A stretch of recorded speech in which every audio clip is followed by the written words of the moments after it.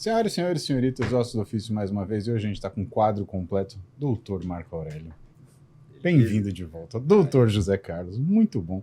Doutor Demange. Estamos hoje com um convidado, uma pessoa muito especial, seu amigo, meu vizinho, colega de treino, Thiago Fukuda. E aí, Fukuda, beleza, meu? Prazer demais estar aqui, obrigado pelo convite, espero poder contribuir, trazer informações, mostrar um pouquinho da nossa história e estou aqui à disposição para o que precisar. Contribui demais porque chega a hora do pessoal entender que fazer fisioterapia não é fazer musculação levinho, né, cara? Pelo amor de Deus.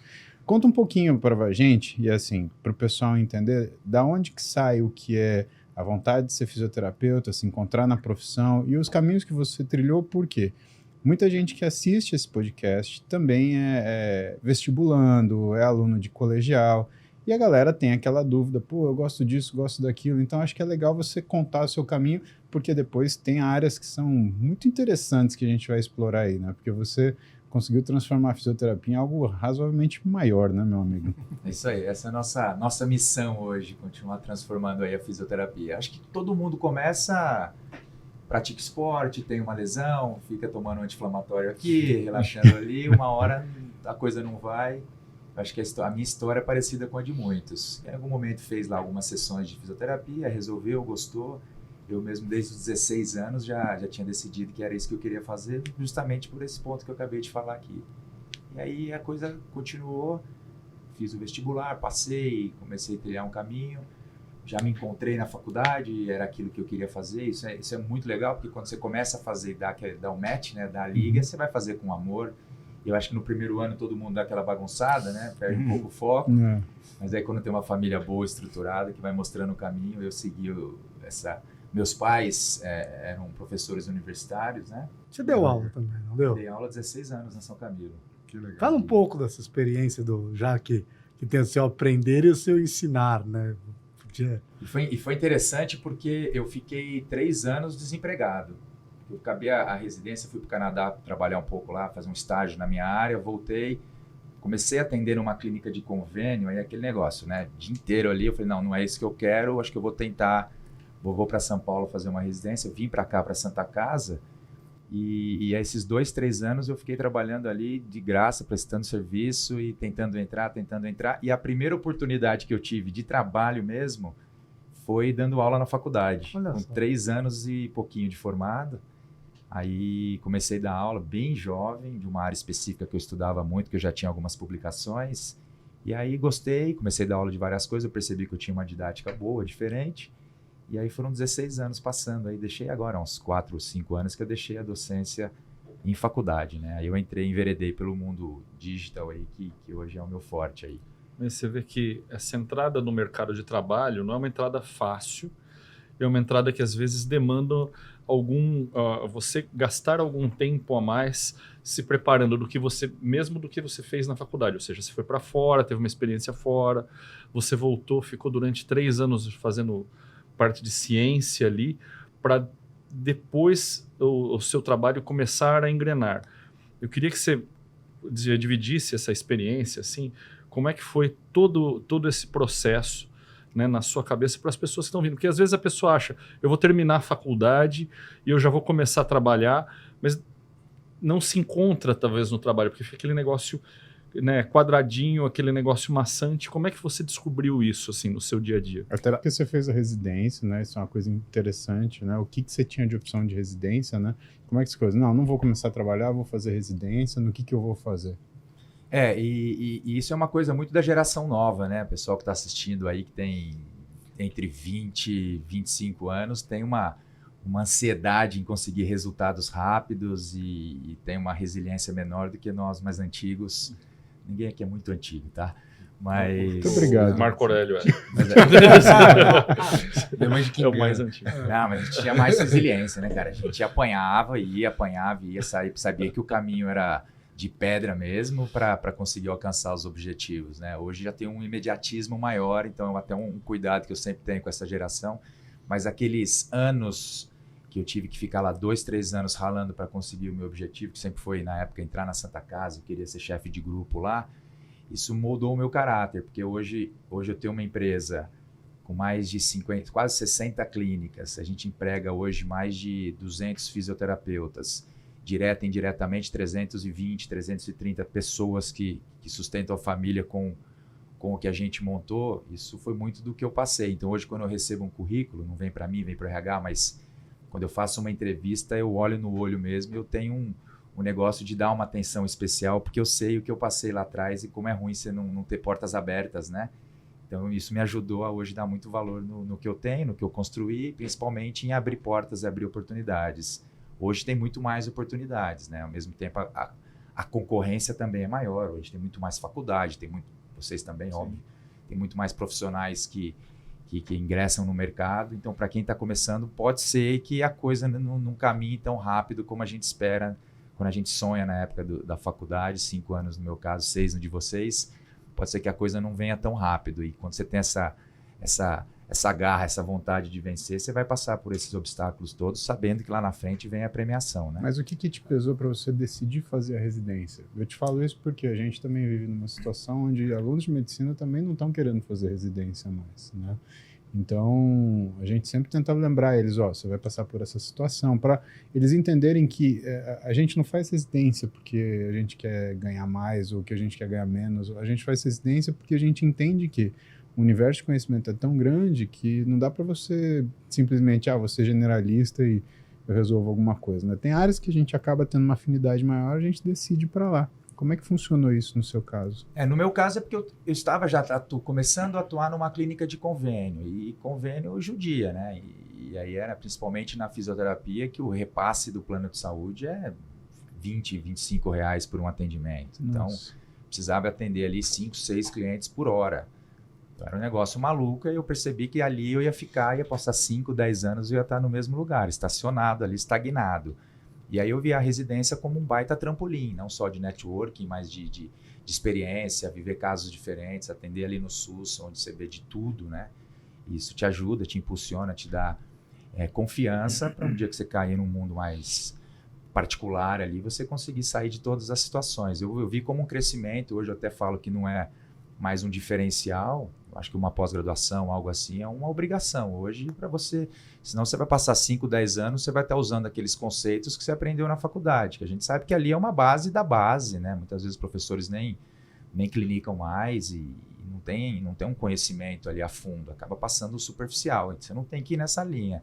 Acho que foi por aí que eu decidi que precisava largar tudo e me dedicar 1, 2 anos específico para isso. E as portas se abriram lá, né? E Fukuda, você está aí com 20 e poucos anos já de formado, né?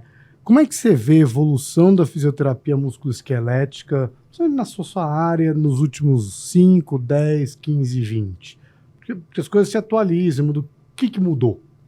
Eu acho que a principal mudança foi a prática baseada em evidência, né?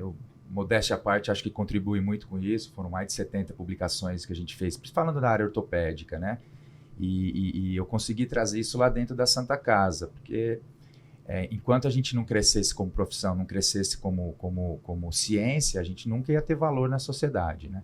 E a partir do momento que as nossas condutas terapêuticas começaram a ser mais pautadas e embasadas em ciência, aí a gente conseguiu discutir, eu digo de discutir caso e tudo mais com o ortopedista, com o médico do esporte, com o reumatologista. Então a gente chegava com um argumento, então isso facilitou a nossa vida. Com isso, aos poucos, a nova geração também de ortopedistas começou a ter uma cabeça diferente, porque começou a haver um trabalho mais resolutivo e não aquela do TNS, do choquinho. É aí que eu quero chegar. O que você acha que mudou no que é a fisioterapia? Porque o conceito popular de fisioterapia, infelizmente, muitas vezes é isso, um gelinho, um tempo num choque, meia hora em algum lugar. Quando você já não viu, não acredito muito em fisioterapia. Não acredito mais, e não vai funcionar, e que tudo é a mesma coisa, qualquer lugar faz igual.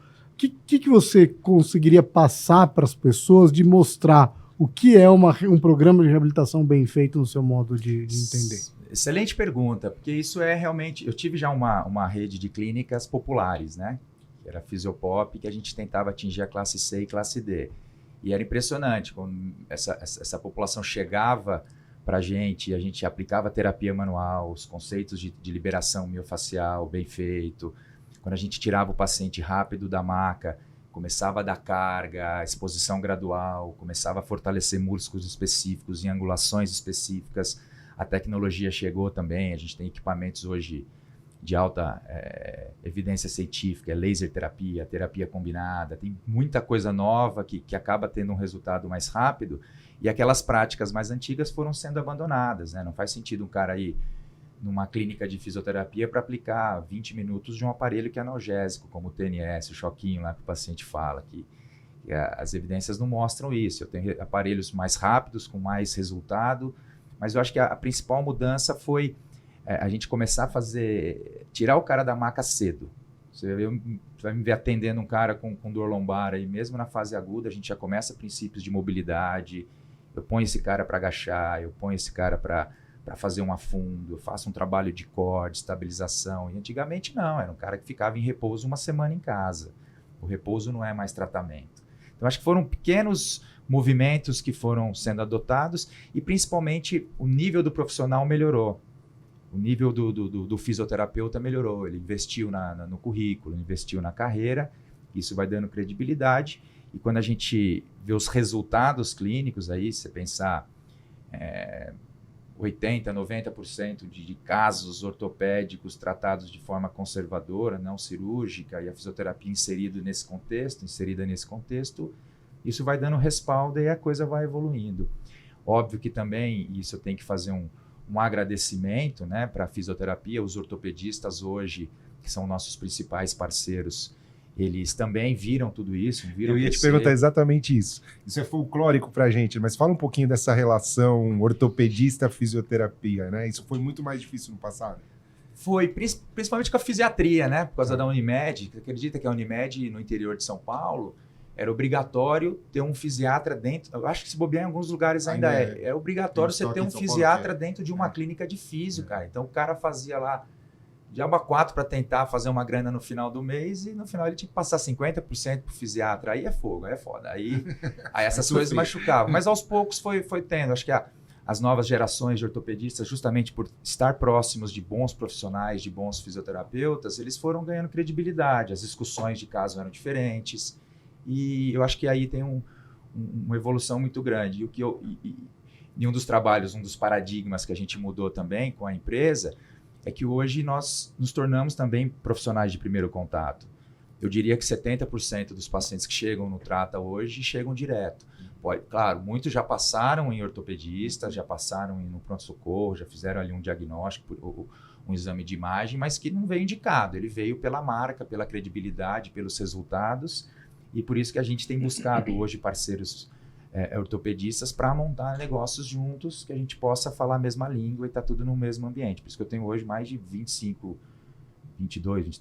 sócios ortopedistas, porque esse sinergismo está acontecendo e a gente está só crescendo junto aí. Todos os casos que precisam de um procedimento a gente encaminha, é cirúrgico encaminha, não está evoluindo com a gente faz questão de encaminhar.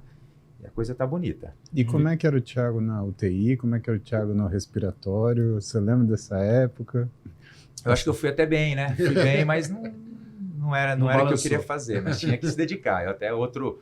Outra coisa que eu acho importante para quem está ingressando na faculdade ou para estudante é se dedique em todas as disciplinas, cara, de corpo e alma. Pô, passei na pediatria, não gostava, mas, cara, se dedica porque alguma coisa dali vai te ajudar no futuro. Então, neurologia, reabilitação neurológica, era o que eu menos gostava, mas me dediquei, estudei o Candel lá de cabo a rabo, porque isso me ajudou a entender várias coisas, até das aulas que eu vinha dar depois, de estimulação muscular e tudo mais, me ajudou a base que eu formei. Então, cara, se dedica em todas as disciplinas, você pode saber que não é aquilo que você vai seguir, mas vai fundo nelas, porque em algum momento você vai te ajudar. Cultura é cultura, né? Independente, não é só cultura extra técnica. Teve alguma coisa que também te brilhou o olho, que você fala, putz, isso daí eu podia fazer? Eu acabei indo para a área esportiva e ortopedia, né? Eu trabalhei... Acho que esporte sempre é aquela menina dos olhos de todo mundo que está no último ano de faculdade. Aí, quando eu entrei na Santa Casa, ela é trauma puro, né? Sim. Aí eu acabei enveredando para ortopedia, traumato mesmo. E depois caiu no meu colo de eu ir para a seleção e trabalhar com alto rendimento, né? Eu fiquei 6 anos na seleção brasileira de futebol feminino, foi um aprendizado enorme lá. Mas eu não esperava ortopedia, o esporte, mas ele caiu no meu colo. A gente recebeu o convite do Runco na época e ficamos lá 6 anos, que me ajudou bastante a também crescer profissionalmente, ganhar reconhecimento. Acho que foram essas áreas, esporte e ortopedia mesmo. Você acha que o diagnóstico por imagem hoje, dentro da fisioterapia, ele tem ajudado também? Porque assim, o conhecimento melhor de diagnóstico por imagem, das ressonâncias, do que vem ali no ultrassom, o que vem em outros exames, tem ajudado o fisioterapeuta também a tomar uma atitude durante a reabilitação? Como é que você vê isso e como é que você vê o aprendizado da fisioterapia nessa área? Que eu acho uma área importante para vocês ali, né? Exato, acho que sempre é válido e isso nos norteia muito. Eu que trabalho com joelho e quadril, é óbvio que quando tem um paciente que não está sendo responsivo, eu preciso relacionar isso com o que eu encontrei na anatomia ali, né?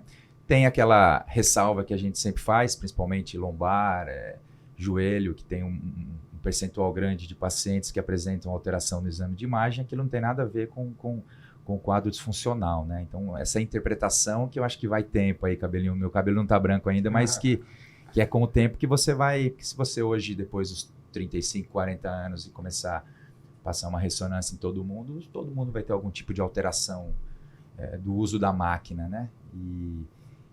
Então, tem que olhar com uma certa ressalva, mas sem dúvida que isso norteia muito o que a gente faz. Então, você acha importante essa junção aí da exame clínico com o exame de imagem? Eu acho que isso daí norteia hoje tanto o nosso tratamento quanto de vocês. Porque exame de imagem é o que você falou, às vezes vem escrito uma coisa ali, mas a dor do paciente vem de outro lugar. Né? Mas isso que eu ia te falar, que a imagem é para quem examina. Porque tem muita gente que a imagem é uma forma de não examinar. E, na verdade, imagem é para quem examina. Porque, para a gente, tem muita coisa que é dissociação imagem-diagnóstico. Então, eu chego, o paciente, ele chega, uma das coisas comuns, o paciente, primeira consulta, ele chega, às vezes, com um monte de radiografia, com um monte de ressonância. Não, tá aqui, você não vai olhar? Eu falei, não, eu primeiro vou te examinar. E ele não entende isso, porque ele acha que o exame ele dá o diagnóstico. E ele não entende que você não pode ter só uma doença por vez, né? Não é que nem, tipo, tem que pegar uma senha e ter só uma doença. E que você pode ter uma imagem de alguma coisa doente, mas, na verdade, a clínica ser outra muito diferente. Ele acha que é igual Guerra nas Estrelas, né? Que a pessoa passava na máquina, já dava todos os diagnósticos dela e vinha o robô e operava. Não é bem assim. Eu queria voltar um pouco pro negócio do futebol feminino, que eu acho que esse é um assunto que é legal da gente conversar, até tá em alta agora no Brasil e tudo isso. E o futebol feminino passou por um período no mundo inteiro de prevenção de lesão. Não, FIFA 11+, diminuir o risco de lesão do cruzado, até porque a mulher rompe muito mais o cruzado que o homem se você puser na mesma situação, né? E isso foi algo que foi crescendo. Conta um pouco dessa história, de como entra essa prevenção da lesão na mulher atleta, principalmente na atleta do futebol. Perfeito. Eu tenho um ditado, na verdade não é um ditado, é uma frase do meu orientador no pós-doutorado, chama Christopher Powers, de Los Angeles, né? Um cara que é um gênio para mim. Na Físio ali foi o maior gênio que eu conheci. Ele usa uma frase que eu também sigo, você não tem que fazer esporte para ficar em forma, você precisa estar em forma para praticar o esporte. Então, sem dúvida que a prevenção, ela precisa estar lá. Inclusive, me deixa muito feliz porque parte desse FIFA 11, desse protocolo que foi do Mário Bizzini, um fisioterapeuta da FIFA, um suíço, tem 3 exercícios ali que foram exercícios que a gente montou aqui. Em uma das nossas publicações em 2010 na JOSP, que até nos valeu o prêmio de melhor paper do mundo em 2010. Olha só. A gente foi receber lá direto em New Orleans, num congresso para 1.500 fisioterapeutas, a gente foi receber o primeiro prêmio da América Latina recebido, que mostra ali, eles avaliam a qualidade dos papers daquele ano na área de reabilitação e a gente foi lá receber. E nesse protocolo a gente tem uma série de 10, 12 exercícios para dor fêmuro-patelar. Então a gente que validou aquele exercício de ostra, de ladinho que o paciente faz com uma borracha, aquela marcha lateral que a gente chama do Craig Gate. E aí ele incluiu no FIFA 11 esse protocolo de 11 exercícios, para quem não sabe, 11 exercícios que eles mandavam essa cartilha para os clubes de futebol na pré-temporada, para eles introduzirem no treino, porque eram exercícios preventivos. E o Mário ele mostrou já que realmente a taxa de lesão diminui. Cai bastante, quebra menos da metade. Exato, é impressionante. E foi isso. Aí a gente tenta incorporar isso dentro do esporte, né? Como hoje eu trabalho mais com esporte amador, a gente faz a mesma coisa. E eu ia te perguntar isso. Como você transfere toda essa expertise, esse aprendizado no atleta de alto rendimento, que é um público super, né, seleto e distinto do teu dia a dia ou desse atleta amador que, na verdade, é o nosso maior movimento, né?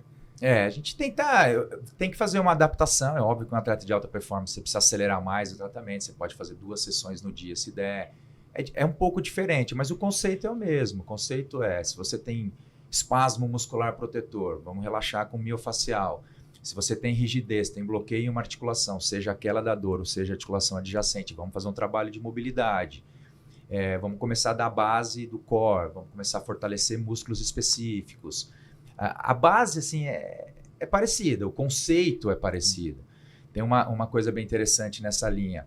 Antigamente a gente tratava, por exemplo, dor fêmuro-patelar, que o cliente chega falando, eu tenho condromalácia grau 3, dá até a nota, a graduação.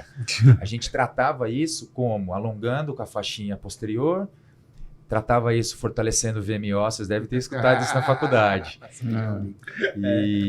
Valgismo dinâmico. É isso. E aí a gente começou a mostrar, né, nessa sequência de papers, que foi um trabalho do Powers, ele mostrou que o cara quando agacha, unipodal, faz um agachamento, um leg press unipodal, não é que a patela lateralizava porque ele tinha uma insuficiência do VMO.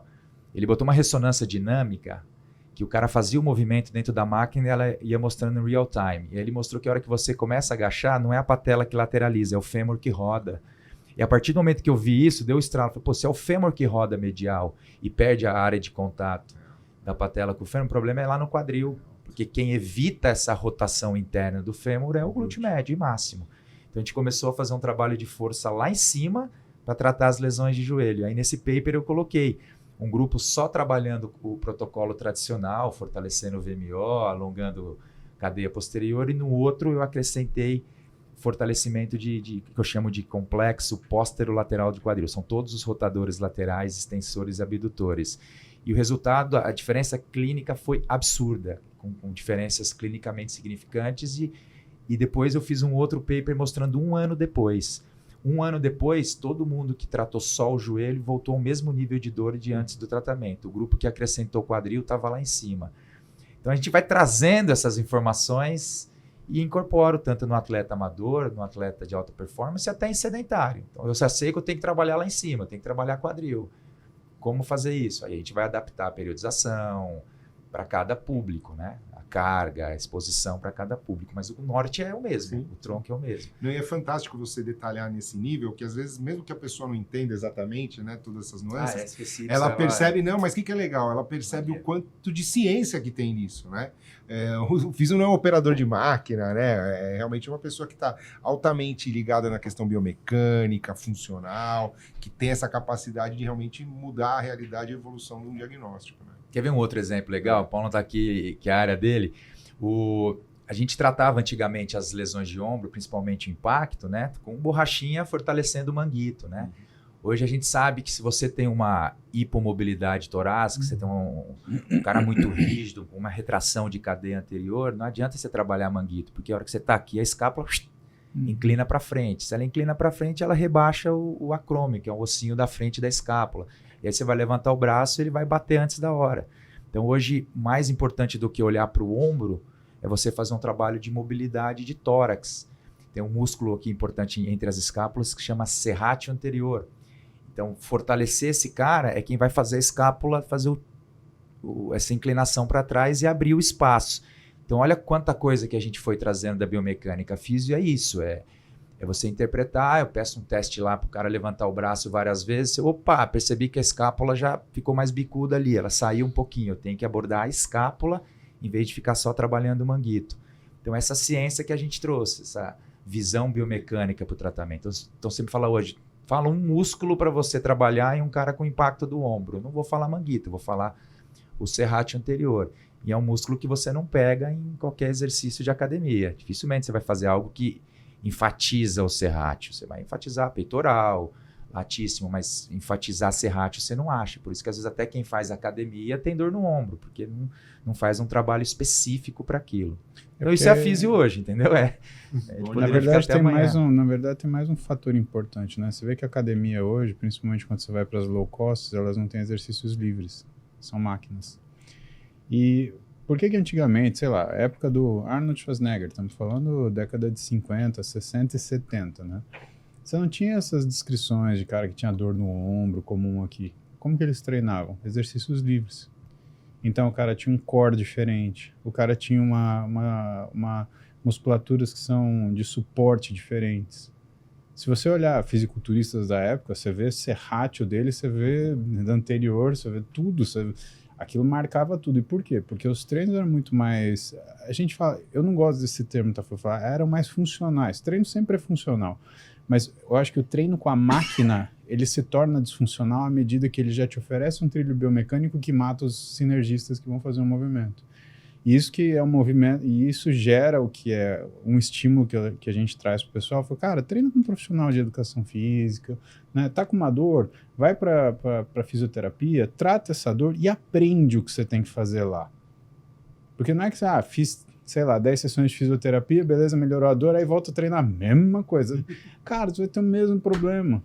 O pessoal acha que acumula, né? 10 sessões durou para sempre. Exatamente.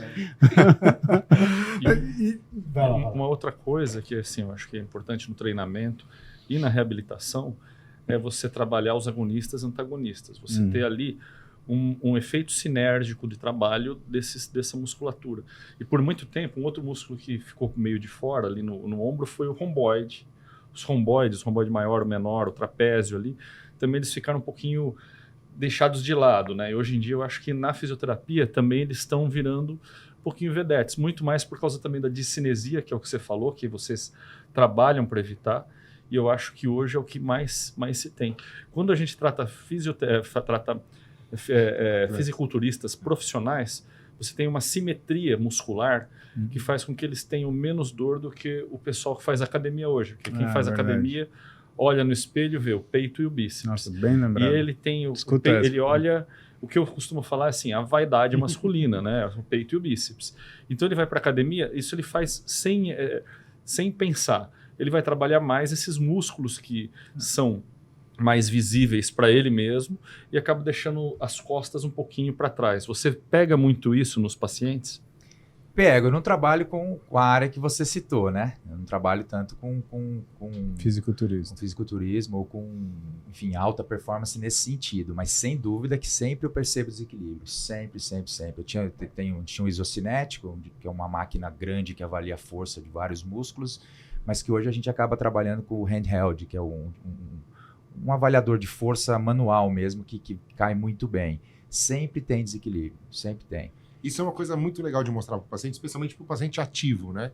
Porque eu falo para o paciente assim, não, você tem uma fragilidade no glúteo, você tem uma fragilidade na musculatura posterior da escápula. O cara fala, mas eu treino, mas eu trabalho, como assim? Né? E eles não conseguem entender essa questão da cinesia ou da fragilidade localizada, quanto isso tem impacto funcional. Fala um pouco desses recursos assim que você tem hoje de tecnologia mesmo, seja isocinético, esses mais práticos, para isso até materializar para o paciente, o cara entender, falar, olha como você está fraco, né? Eu acho que isso é muito interessante. Existem vários testes funcionais, saltos unipodais, tem Star Balance, tem vários testes que você faz um movimento, faz uma atividade e a gente consegue mensurar a velocidade, padrão de movimento. Tem avaliações de força, tem um dinamômetro que é bem legal, que você encaixa a mão, você trava aqui e o cara faz força contra você, ele dá em quilogramas força ali na hora, então é super prático para a clínica. Quando é uma pessoa muito forte, eu tenho que amarrar uma faixa para ele fazer contra a faixa, mas que me dá ali em 5 minutos, eu avalio força do corpo todo. Não tronco é difícil, mas de membros a gente consegue avaliar. Que é o handheld que você falou? É. Mas sabe uma coisa que é importante a gente citar? Que por mais que essas alterações biomecânicas elas influenciem muito na aparência de lesão, tem uma coisa que é a mais importante de todas, isso é comprovado. A gente tem colegas aí que já publicaram isso em grandes trabalhos de corte e tudo mais, que é o volume de treino. Para mim, o grande ponto positivo, mas principal vilão para provocar lesão é volume de treino, em todas as áreas. Então, o sujeito nunca correu, começou a correr, ele corre para 6, 7 quilômetros 2 vezes por semana, ele se inscreve numa assessoria, é uma delícia, vai correr conversando, tem uma galera, mas que ele corre mais. Aí ele vai de 6, 7 quilômetros para 10, 12. Esse aumento de volume, e aí transporta isso para tudo. O cara vai começar a fazer crossfit, ele daqui a pouco, em 3, 4 meses, ele está indo 5 vezes por semana. O cara vai fazer musculação, daqui a pouco ele está fazendo todo dia. Então, quando você aumenta o volume, o ideal é que a gente aumente 10% de um mês para o outro. O volume é o produto, né? A quantidade Quantidade. mensurável. Você faz 10 séries, você faz 12 repetições, você faz... É tudo que é linear é volume. Intensidade, ele é um algoritmo do que é peso versus tempo sob tensão, né? Que é o que mexe nessa área. É mais fácil, se você for pensar, por exemplo, na corrida, que o Foucault deu exemplo, se você fala, por exemplo, quanto você correu, o tempo que você correu, são dados de volume. Se você fala a velocidade que você correu, isso é um dado de intensidade. E o grande problema é que, exatamente como o Foucault estava falando, né, a gente estuda isso em treinamento desportivo. O que é a evolução do seu atleta é justamente o aumento progressivo de volume.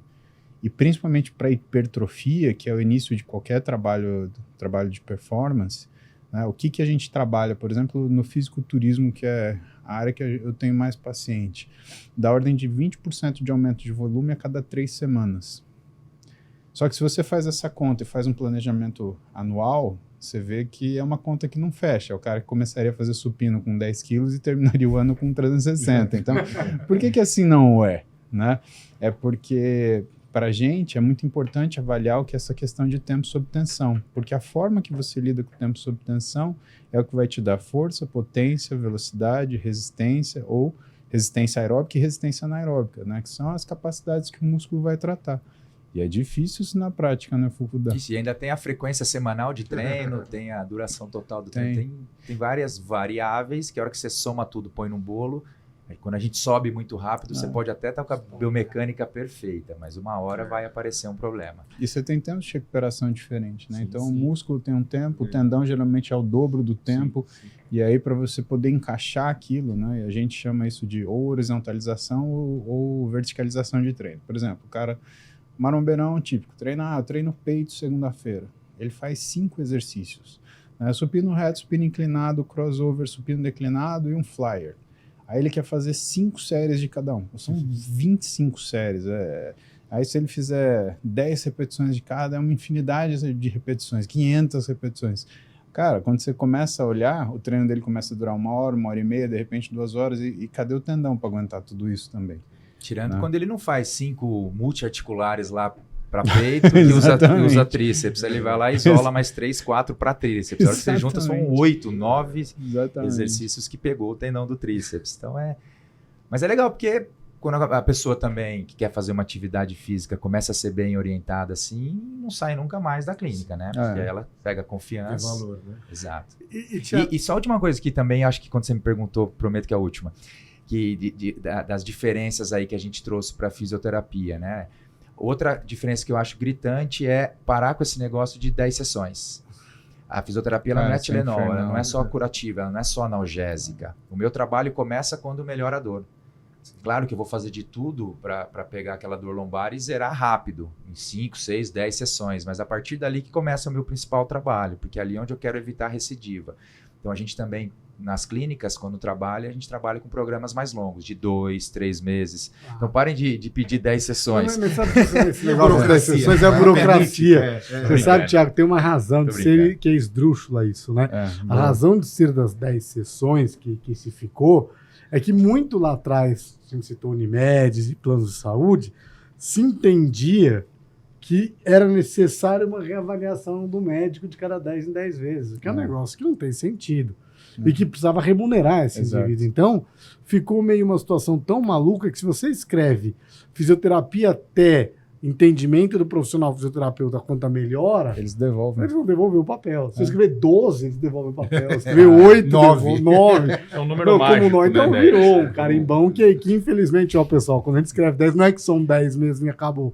Não ia curar em 10. Recentemente eu já tive problema de pedido que eu mandei bonito, porque é o padrão do serviço de saúde, né, da operadora de plano de saúde fazer, né? É 10 em 10 sessões. Não tem problema.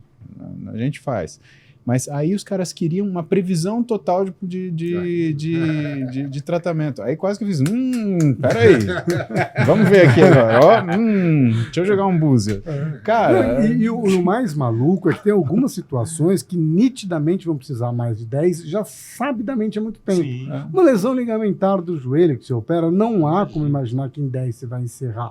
O sujeito rompeu o cruzado, fez um reparo meniscal, Você não consegue nem imaginar, não tem cabimento. Das sessões é a primeira semana. Mas é o jeito que a gente acaba escrevendo, né? Que é uma pena, porque isso é por uma burocracia. Mas o que eu queria conversar com você um pouco agora, gente, todo mundo aqui está curioso. Assim, existe um Thiago, que é o Thiago, fisioterapeuta, com toda a formação, que ensinou tudo isso. Mas tem o outro Thiago, que é o Thiago que conseguiu escalonar o atendimento de uma maneira mais múltipla, mesmo quando você não está fisicamente você presente. E aí entra a história do Trata. A gente queria que você falasse um pouco disso. Show, obrigado pela oportunidade aí. Então, eu já estava com a vida toda feita. Quando eu voltei de Los Angeles no pós-doc, praticamente estava tudo encaminhado para eu virar um pesquisador, ter meu consultório. Estava tudo mais ou menos traçado, ele, uma federal, uma estadual, não sei. Mas aí eu conheci um cara que é genial, que é o Helder Montenegro, que é um visionário aí na área da fisioterapia, já tinha uma franquia de clínicas de coluna. E aí ele me ofereceu, a gente montou uma clínica junto aqui em São Paulo, montei essa clínica lá na Zona Norte, até hoje. É uma clínica grande, deu super certo, mas eu ainda atendia lá. Eu atendia em Higienópolis, onde eu sempre atendi, e em Santana, então deu certo. Eu falei, não, eu preciso montar um negócio desse sem eu estar lá presencialmente. Aí nós fundamos o Instituto Trata, porque eu tinha essa pegada de joelho, quadril, esporte e tudo mais, montamos uma em Alphaville e uma em Salvador. E essas duas deram certo e eu percebi que eu não ia lá, então era um processo, era um programa, era um protocolo. E aí deu certo, a gente começou a franquear o Instituto Trata. E aí começou a ir muito rápido, porque eu viajava o Brasil todo dando palestra, dando curso, e lá eu me conectava com alguém que queria e montávamos uma clínica como franquia. Eu consegui garantir a qualidade porque nós montamos um algoritmo. Então, quando eu estou lá fazendo a anamnese pelos sinais e sintomas e depois do exame clínico, eu baseei esse algoritmo nas minhas publicações e em alguns guidelines americanos. Então, a hora que o cara lá está jogando as informações, sai exatamente o melhor tratamento para ele naquela situação. E com isso eu, entre aspas, dei a receita do bolo, para não que a gente não dê a liberdade do profissional por aí fazer o que ele tem de melhor, mas ele tem um norte a seguir. Começamos a perceber, aí depois a gente começou a fazer NPS, né? Para quem não sabe, NPS é uma avaliação que você quantifica o quanto a pessoa está satisfeita com o seu tratamento ou com o seu serviço. Começamos a apresentar NPS altos e aí nós começamos a franquear. Cresceu muito rápido, em algum momento me preocupou esse crescimento, foram muitas unidades nos primeiros 3, 4 anos. Treinamento constante, eles vinham, ficavam comigo na clínica, vendo o dia a dia, vendo todos os processos. E aí a gente viu que a parte técnica não era tanto o problema. Porque, queira ou não, um profissional de saúde, ele se forma para aquilo, né? Então era mais fácil garantir uma qualidade técnica. E eu, óbvio, dando treinamento e respaldo. O problema era o extra técnico. Venda, gestão, guardar os números, indicadores, controle de secretária. Era uma bagunça. A gente perdia dinheiro assim, ó. O dinheiro caía pelas mãos por falta de processo. Botamos engenheiro de produção, que os caras são magníficos para isso, botamos administrador de empresa, foi crescendo, botando ali os pingos nos is, e continuamos aí, a coisa foi muito bem, até que em algum momento a gente resolveu virar isso para unidade própria. Porque uma unidade própria, agora falando em business, né? Uma unidade própria me dá o lucro de 6, uma unidade própria boa, me dá o lucro de 6 a 7 franquias. Nossa. Então o negócio da franquia, ele é legal se você pegar o esquema mais semi-exato ali, joga 1000 unidades, aí ele é bem rentável. Quando você tem menos, na época tinha 30 e pouco, uma franqueadora ela começa a dar lucro depois de 30 unidades. E a gente conseguiu essa virada, mas aí eu percebi que unidade própria eu conseguia botar o meu profissional, a minha secretária, a minha consultora de vendas, a minha concierge, o meu físio, o treinamento. Eu conseguia ter mais ingerência, eu conseguia administrar melhor. E aí, quando o lucro a gente percebeu que também era maior, a gente foi para a unidade própria. Quando você vai para a unidade própria, você precisa de muito capital inicial, né? Então, só um ano retrasado, nós montamos 16 clínicas em um ano. Então, foi negócio, zeramos o caixa da empresa, vamos sair montando clínica. E aí, depois, a gente agora, ano passado, passou por uma fase, não, calma, não dá para sair. Aí, a gente perdeu um pouquinho a mão. Aí demos um passo para trás e hoje a gente está crescendo no orgânico. Então foi mais ou menos essa história. Eu vi um bonde passar na minha frente e eu entrei no cavalo selado ali, né? Porque muita gente às vezes é um bom profissional, mas tem uma questão de ego. Você acha que você é o autossuficiente, que você vai caminhar sozinho. E quando você está sozinho, você consegue conquistar coisas. Mas quando você está com um grupo, com pessoas, com sócios, com parceiros, você vai muito mais longe. E eu, graças a Deus, tive a intuição lá na hora de falar, não, eu preciso ter parceiros porque eu vou chegar mais longe. Então eu comecei a dividir. Tudo que eu tenho hoje é dividido. Hoje o Trato, qual que é o porte do Trato? Em termos de número de unidades? De tamanho de unidades. De tamanho, a gente tem 50, às vezes eu erro um pouquinho para cima ou para baixo, mas 55 unidades aí no país todo, quase todas as capitais, cidades do interior de São Paulo tem bastante, Brasil todo. Mas a gente tem um potencial de pelo menos mais 50 e poucas unidades aí, tem muito crescimento pela frente. O Trato hoje tem um faturamento aí que passa de 50 milhões ano e a gente está já buscando aí os 100 milhões ano. Tem o sócio, que é o Helder, que é um gênio aí, que é mais o CEO da empresa. Hoje eu fico mais como diretor clínico, gosto da parte clínica, eu fico mais nessa área. E o nosso crescimento agora é com médicos. A gente montou aí 4 clínicas recentes, então a gente está montando até agora foram só com ortopedistas. A gente monta junto a clínica e aí ele pode ser um sócio operador ali atendendo ou não, pode ser um sócio oculto ali. E porque assim a gente consegue ter um fluxo. A gente tem uma empresa de marketing dentro da nossa, então a gente trabalha aí com em torno de 120 mil de marketing mês para essas unidades.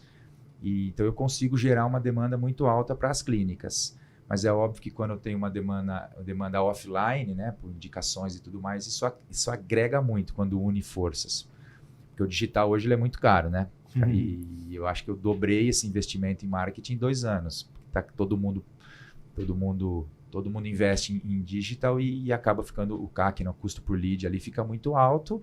Então a gente vai cada vez aumentando. E eu não sei onde isso vai parar. Daqui a pouco eu estou botando 200, 300 e 500 mil mesmo de marketing para trazer o mesmo número de clientes que trazia com 50 mil. Então essa que é a empresa hoje. A gente vai transitando, novos projetos. Com ortopedistas, isso tem agregado muito. Isso aí foi uma coisa lados. Que chamou muito a atenção, né? Porque a tua história, o que você está me contando, é um princípio que eu falo muitas vezes para os meus sócios, para os que estão perto de mim, que é o seguinte: o que tem valor nunca se perde, né? O que você tinha na sua mão que tenha valor, a capacidade de tratar efetivamente uma pessoa baseada no teu conhecimento, na tua ciência. E olha que louco aconteceu com você. A gente não sei se sabe, não. Você com certeza sabe, porque os teus ortopedistas estão trabalhando com e talvez para você. A gente via numa realidade que as clínicas ortopédicas elas eram fortíssimas aqui. Normalmente a fisioterapia é um apêndice da clínica ortopédica. E o médico se submeteu a atendimento de convênio, a volume, até ficar refém da operadora. Então, hoje, esse modelo, especialmente aqui em São Paulo, ele é quase inexistente. Né? Assim, sobraram pouquíssimos players de alto volume, de clínicas ortopédicas fortes. A maioria delas acabou fechando, os consultórios migraram para as unidades hospitalares. Até porque não fecha a conta. Sim, e não se negocia com o operador. Né? O hospital tem dificuldade de negociar. Imagina 2, 3 médicozinhos num cantinho de São Paulo, né? Uma região mais... Então, é super complicado isso. E é muito legal ver essa sua visão, porque a partir de um trabalho qualitativo, né, o negócio se expandiu e hoje você tem parceiros porque faz sentido ter. Mas a base, a essência é a qualidade, a assistência de qualidade. Muito legal ouvir isso de você. Parabéns. E Thiago, e o futuro, né? Porque a gente... O Carlos toda hora coloca um pouco da parte de tecnologia, porque eu acho que ele é o maior entendedor aqui Nosso professor Pardal. Do IA. Além de física e matemática. E quando a gente fala de inteligência artificial, de coisas, fica nele. E você está agora aí com uma rede que consegue se comunicar de certa maneira, e isso implica em depois no futuro você ter uma noção de dado, de reabilitação, talvez até... que eu ia te perguntar, são duas distintas, o quanto isso você vai poder, ao longo do tempo, fazer algo à distância, fazer teleatendimento, ou monitorar o indivíduo do tipo, puxa, ele vinha bem, aí depois ele começou a piorar de novo, ao invés dele esperar ele chegar lá no fundo do poço para voltar, será que esses wearables, vocês pensam, fisioterapia pensa nisso? Eu estou fazendo essa pergunta porque hoje a gente sabe que na medicina, nas empresas, desculpa, não na medicina, nas empresas que vendem produtos para a área médica, de implantes, exemplo, Johnson & Johnson, Zimmer Biomet, etc., eles estão criando softwares de tentar seguir o paciente na jornada inicial do pós-operatório. E talvez até um pouco mais. Como é que você está vendo esse movimento? Existe esse movimento na sua visão na fisioterapia? Você vislumbra algo para o futuro? A parte que está ainda em segredo, você não precisa contar, né? Senão, mas o que você pode falar disso? Hoje em dia é difícil ter segredo, né, cara? Eu tenho que fazer duas lives, não faço igual o Dr. Paulo, mas é live 2 por semana, eu tenho que gerar conteúdo para vender meus cursos, então hoje tudo que eu sei, eu faço tudo na internet, não tem mais segredo nenhum de nada da minha vida, viu? Vamos fechar a área da bicicleta do prédio, aí faz você a live todo dia, um puxa o outro, ótimo. Caramba. E não, a gente está ligado nisso, Hoje eu consigo, a gente tem um CRM, né? Para quem não sabe, é um relacionamento com o cliente constante, mesmo depois da alta, a gente continua monitorando. Claro que isso pode ser aperfeiçoado e vai com a inteligência artificial. A gente tem um controle, hoje eu sei faixa etária, a hora do dia que o paciente chega na clínica, aí ele tem uma facilidade maior para fechar um tratamento. Eu sei qual é a duração do tratamento médio em todas as clínicas do Brasil. Então, a gente tem controle de tudo, porque a gente tem um software próprio, tá? Um software que ele registra tudo e eu consigo ali fazer várias janelas, que a gente chama de KPIs, né? Os pontos-chave do nosso negócio. E em cima desses KPIs, a gente consegue monitorando e melhorando a interface ali com o paciente. Mas isso vai ser um futuro. Teleatendimento, a gente já fez isso e faz ainda. Diminuiu um pouco agora, acho que passou a onda. Eu até lembro de ter dado duas entrevistas para a Globo no meio do fechamento da pandemia, porque a gente já estava com o app de teleatendimento antes da pandemia, estava pronto. Tanto é que quando estourou, a gente só fez atendimento online. Eu tive que montar alguns até red flags, né? Porque às vezes tinha um paciente que passava com um físio meu lá, falei, cara, ele tá com dor atrás do joelho, a gente não tem capacidade para saber se pode ser uma trombose, aí se tem que encaminhar ou não. Eu tive que fazer um trabalho para educar a minha equipe de que ali estava mais ainda o profissional de primeiro contato, ele tinha que saber indicar. Então a gente está ligado nisso, mas tem um horizonte muito grande pela frente em termos de tecnologia. Esse algoritmo nosso é algo que a gente quer melhorar, o algoritmo técnico de atendimento, de padronização de atendimento. E de perspectiva futura, hoje eu olho com muito carinho para uma fusão da empresa. A gente tem forte isso, que a gente quer deixar esse legado, né? Porque a gente já deixou o legado para a fisioterapia, que era realmente uma área, entre aspas, sucateada. A gente deixou o legado de que, cara, nós estamos empoderando vocês, nós estamos mostrando que dá para ficar rico com a fisioterapia, dá para ganhar muito dinheiro com a fisio, dá para fazer muito bem, dá para ganhar reconhecimento da população. Vários pontos a gente acha que já caminhou. E agora fica aquele gostinho de fechar um ciclo com uma fusão legal de investimento para poder fazer um crescimento mais exponencial, não precisar ficar ainda nessa voozinho de cruzeiro. Eu queria dar uma bombada forte. A gente quase fechou uma negociação ano passado com um player enorme aqui em São Paulo, que de muitos milhões. Acabou que a gente pulou fora na hora H, porque tinha uma alteração de contrato de pegadinha, a gente ficou com o pé atrás, mas esse seria o big picture aí que eu penso em médio e longo prazo, de conseguir fazer essa fusão, pegar empresas grandes que venham olhar para a físio como população envelhecendo, a gente mostrando cada vez mais que a fisioterapia ela não é curativa, ela pode ser preventiva, o cara pode ficar fazendo fisioterapia como manutenção para o resto da vida. A gente está aumentando o tamanho das clínicas, colocando uma área de esporte, de atividade física dentro das clínicas, com aparelhos de musculação mais simples, mas a gente está dando esse salto em fazer quase que um ecossistema, ainda mais agora a gente conseguindo ter sócios ortopedistas, cara, a gente vai fechar o ecossistema aqui. O cara vem com dor, ele gosta tanto porque ele faz uma boa reabilitação, ele gosta tanto que ele faz um acompanhamento constante e fica na clínica 5, 10 anos, porque ele se tratou ali, foi cuidado ali, pegou confiança no físio ali, sabe que o médico que passou com ele está ali, que ele passou a primeira vez está ali. Então imagina ele fazer um trabalho de condicionamento físico, algo dentro dessa estrutura. Então esse é o panorama que eu quero agora, que a gente está buscando aí. Não vamos parar, não. Legal, muito legal. E é uma baita oportunidade, porque assim, no passado a gente se ressentiu muito tempo desse profissional intermediário, né?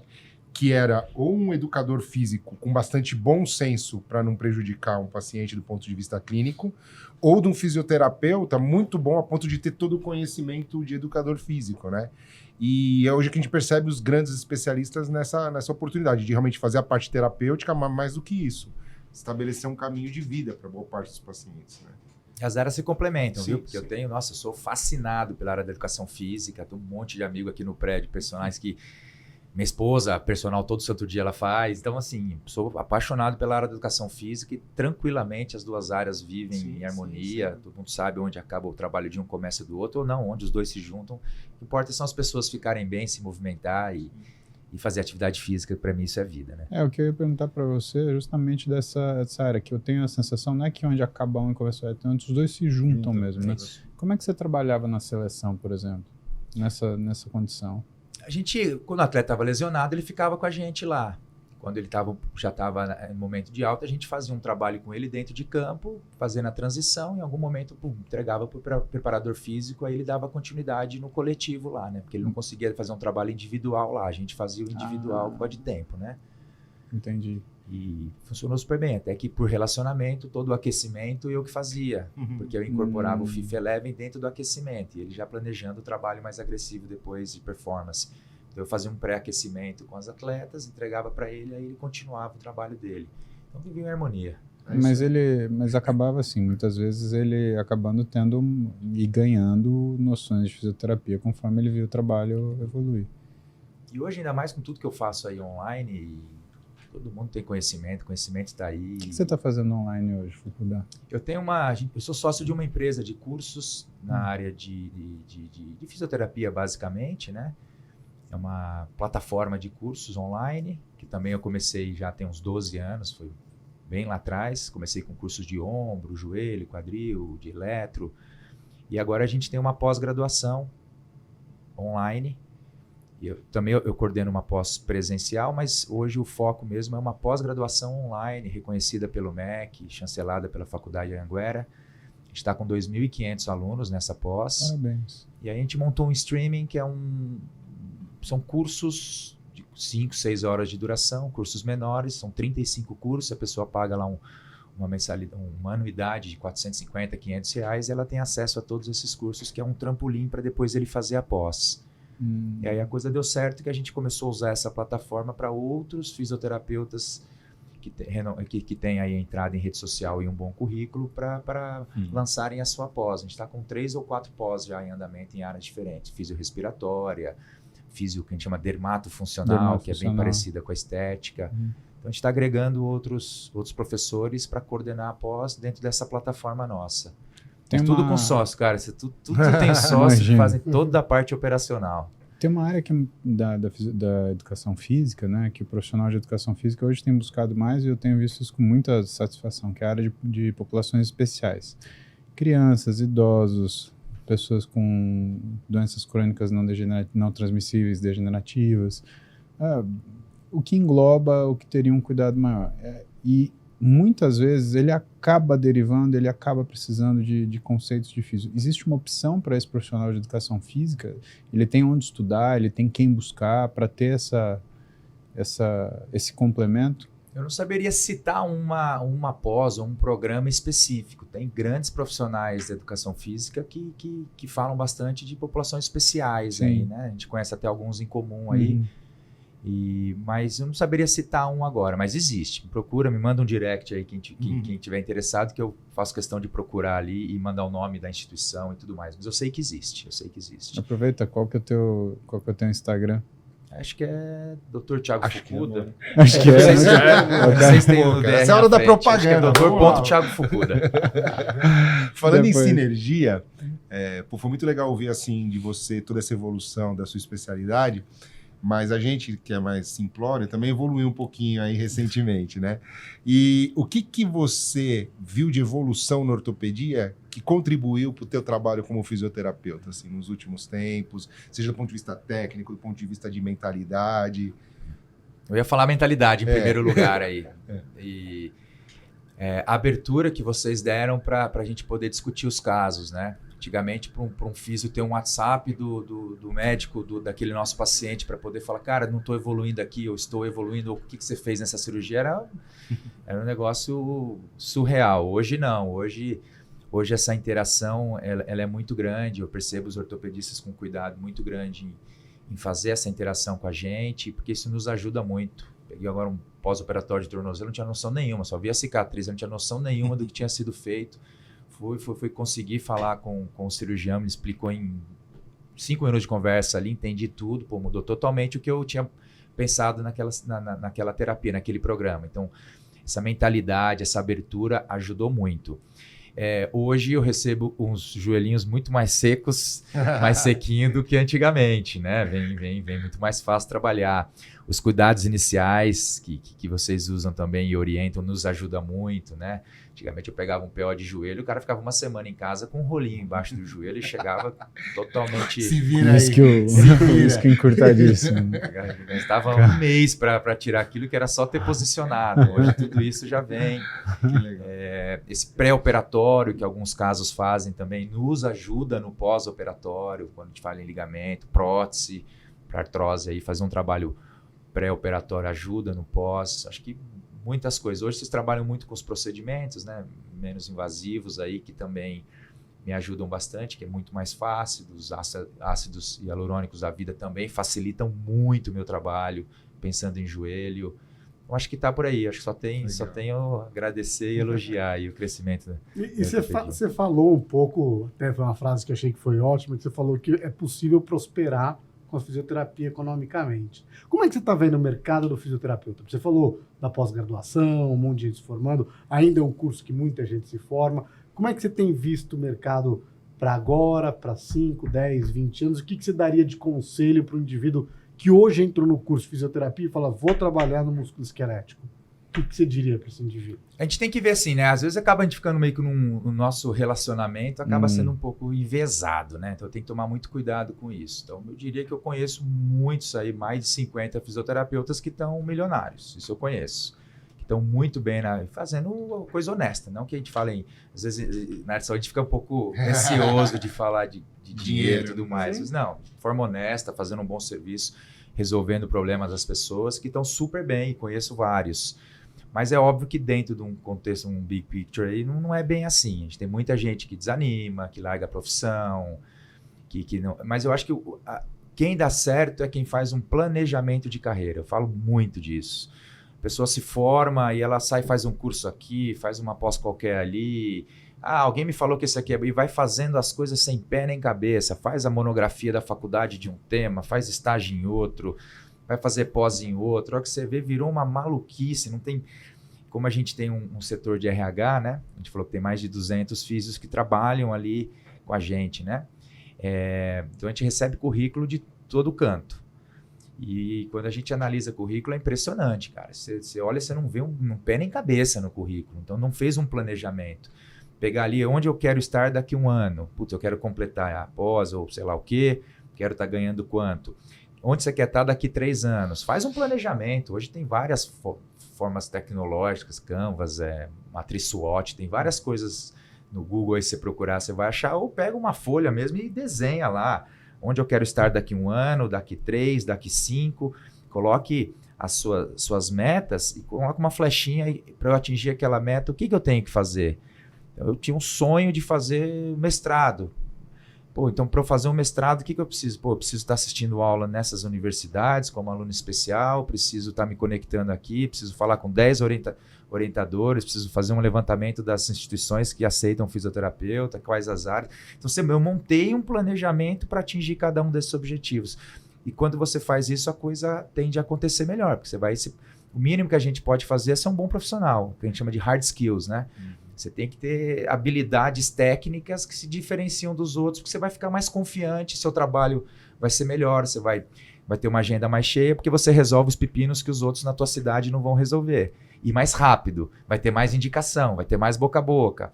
E aí você, nesse processo das hard skills, que eu acho importante, você tem que se desenvolver nas soft skills, você tem que começar a ter um jeitão diferente, você tem que começar a se portar como um bom profissional, você tem que falar como uma pessoa segura, você tem que começar a ter apresentação pessoal diferente, você tem que ter uma página em rede social diferente, você tem que gerar conteúdo, aí você tem outras coisas que vão agregando para que você acabe saindo da mesmice ali, da mediocridade e consiga voos maiores. Aí tem gente que está disposto. Com certeza vocês ficaram muitos bailes de carnaval sem ir, enquanto estavam lá vocês ralando. Tinha alguém lá curtindo e bagunçando, mas vocês estavam lá, firmes, persistentes, foco de atleta mesmo, foco no resultado. E quem tem esse foco e espera a coisa acontecer, uma hora confia muita energia, né? Quando você tem um objetivo traçado, você tem uma meta a alcançar, cara, você botar isso na sua cabeça todo dia, concentrar, acordar cedo e falar, isso é o que eu quero hoje, por isso que eu levantei da cama. Quando o seu dia ele é diferente do dia de ontem, quando você faz uma pequena atitude, uma pequena ação que te diferencia do dia anterior, uma hora as coisas começam esse sinergismo vai acontecendo, essa energia ela vai tomando conta de você e as coisas vão acontecendo, é impressionante. Então é só ter essa garra, essa força de vontade, essa resiliência, porque você vai tomar porrada também, gente vai passar o pé, vai puxar o tapete. Isso acontece com sócios, com colegas. Gente vai falar mal quando você se expõe. Você vai se sentir ridículo. Cara, vai em frente, que essa é a única forma. Ninguém vai chegar na tua casa e falar, puta, coitadinho, veio de uma família humilde, nossa, não teve oportunidade, deixa eu dar uma... Não, ninguém vai fazer isso. Se você não tiver essa força de vencer os obstáculos, você não vai alcançar. Então, eu acho que une muitas coisas. Não sei se eu sou um bom exemplo, mas eu acho que assim você consegue sair da mesmice. Então, dá para chegar lá, mas não são todos que vão conseguir, né, em todas as áreas. Muito bom. Muito bom. Gente, tem coisa para perguntar ainda, mas eu vou me adiantar aqui. Vamos falar um pouquinho do pessoal também, né? Todo dia o Dr. Thiago Fukuda ele vai treinar na academia lá do prédio. Então, todo dia eu encontro ele treinando. E o que eu queria te perguntar, até para a gente, né, poder finalizar o nosso papo de um jeito leve, de uma forma bacana, aparentemente a gente olha para você e é o cara que vive pelas coisas que propaga, né? O quanto você acha que isso é importante para a profissão? Que sentido? Vamos me ajudar a pensar aqui. Por exemplo, você trabalha com esporte, trabalha com reabilitação nessa área e ao mesmo tempo você cultiva, né, um interesse por treino e um gosto por treino que eu olhando de fora eu vejo, pô, as coisas conversam, né? A gente pode olhar isso de uma forma de uma visão mais dura e falar, não, isso é coerência ética, né? Então eu vivo pelos valores que eu pratico. Mas eu queria jogar para outro lado, Fukuda. Eu queria jogar para o lado daquilo que é o que você acabou de falar, né? Quando a gente fala de receita do sucesso e que as pessoas procuram a receita, mas essa receita não está para todo mundo, até porque, exatamente como você falou, quando não existe um planejamento de carreira, não existe um planejamento de vida, né? A vida está acontecendo aleatoriamente. Então, eu queria que você relacionasse, né, o Fukuda que está treinando lá na academia de manhã e que, bom, vamos fazer deltoide desse jeito, ou experimento fazer o bíceps assim, né, com um cara que trabalha com isso, né? Você acha que parte daquilo que é a qualidade e habilidade profissional sua, ela vem daquilo que são as coisas que você pratica no dia a dia, como, por exemplo, o exercício físico? Seria ilógico, né? Eu vender isso, eu trabalhar com isso, eu orientar isso para os meus pacientes como a saída de tudo e eu não creio não executar, né? Então, eu acho que faz total sentido, porque, na verdade, não é nem de acreditar no que eu falo, né? Como é que é o ditado? Como é que é o ditado lá? Depois vocês cortam aí se eu esquecer. Eu faço o que eu faço. Faço o que eu digo, não faço o que eu faço. É isso. Não é nem só pelo clichê da frase, mas é isso que eu acredito mesmo, cara. Que a atividade, o corpo, a prevenção é muito melhor do que remediar depois apenas, né? Então, é óbvio que para a gente conseguir ter eu realmente desejo isso para todo mundo, que consiga atingir um nível na carreira ou na profissão que você possa cuidar de si, cuidar da tua família, que você possa ter tempo para os teus filhos, tempo para fazer as coisas que você gosta e unir isso com com o seu trabalho, né? Eu sei que é difícil as pessoas pensarem quem acorda às 5 da manhã, trabalha o dia todo e chega às 11 morto em casa, né? Eu já passei por isso. Em algum momento a gente tem que desregular na vida. Eu já fui muito sobrepeso, colesterol alto, já tive a coisa totalmente desregulada. E eu acredito que em algum momento tem que desregular mesmo, para você alcançar. Se você desregula e vive aquilo por 10 anos, talvez você conquiste. Se não, se quiser ficar indo, já quero qualidade de vida, já quero poder viajar, já quero poder ir para o restaurante toda semana, você vai demorar talvez 20. Então, pega firme um tempo, põe uma meta, vai atrás dela e batalha por ela, porque a partir do momento que começar a chegar perto dela, você pode começar a balancear. Não queira já começar a carreira balanceando tudo, que acho que você vai demorar demais. Mas hoje realmente eu acredito nisso, que o corpo é a nossa maior ferramenta, né? O corpo é a nossa ferramenta, é o que vai perpetuar aí, a maior dádiva que Deus nos deu aí é a encarnação. Então, se eu estou aqui é porque eu vou usar essa ferramenta, essa vestimenta que eu estou aqui para alcançar os objetivos e apanhar, e provar, espiar. Então, acho que faz parte do meu ser mesmo, assim. Eu nem forço nada, é coisa que acontece. Sou muito espiritualizado, né? Sou espírita, kardecista, então eu creio que se a gente fizer o certo, cuidar do corpo, praticar o bem, ajudar, tudo que vier vai vir por consequência.